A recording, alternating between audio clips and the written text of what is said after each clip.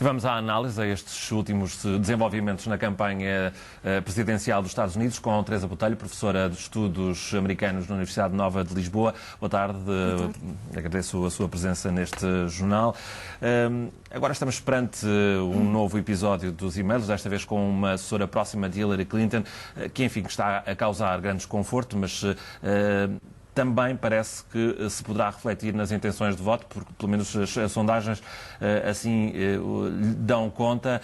Ontem uma sondagem da ABC Washington Post dava conta já de praticamente um empate técnico. Poderá, de facto, este caso dos e-mails condicionar esta eleição?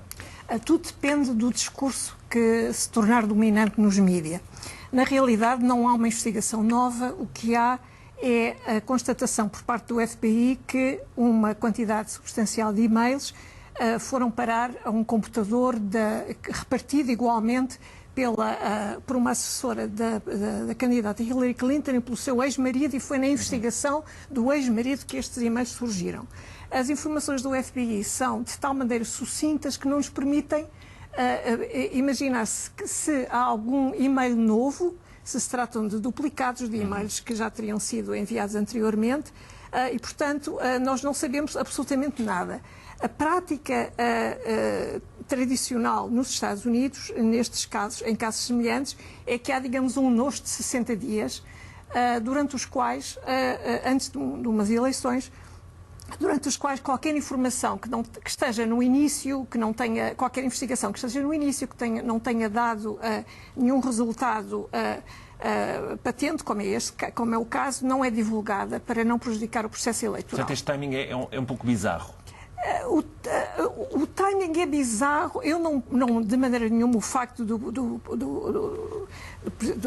diretor do FBI ser republicano, eu acho que não é um fator a ter em conta. Acho que não se pode desconfiar a priori de duplicidade, mas há realmente um certo desconforto quando parece ter havido, neste caso, realmente uma interrupção daquilo que é a prática normal. Nós sabemos, e o FBI está a fazer investigações desde agosto e setembro, sobre, por exemplo, possíveis ligações do outro candidato à Rússia.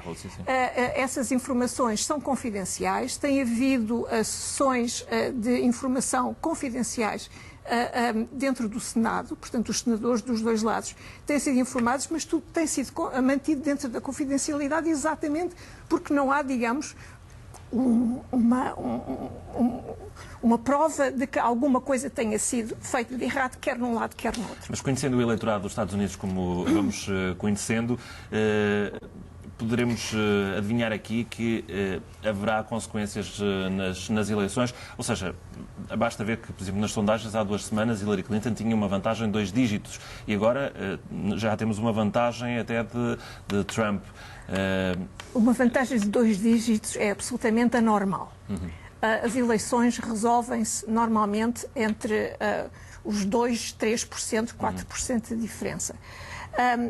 Eu duvido que seja possível que haja um número substancial de eleitores que não se tenha decidido já, porque nada disto é novo. Digamos, nós já tivemos várias surpresas, a chamada surpresa de outubro.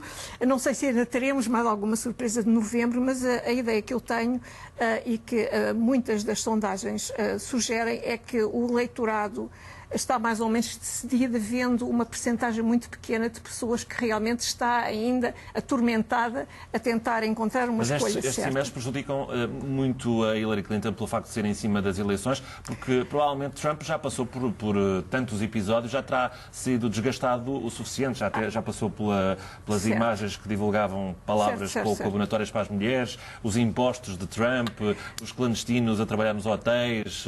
Estas eleições não têm sido para cardíacos. Não é verdade.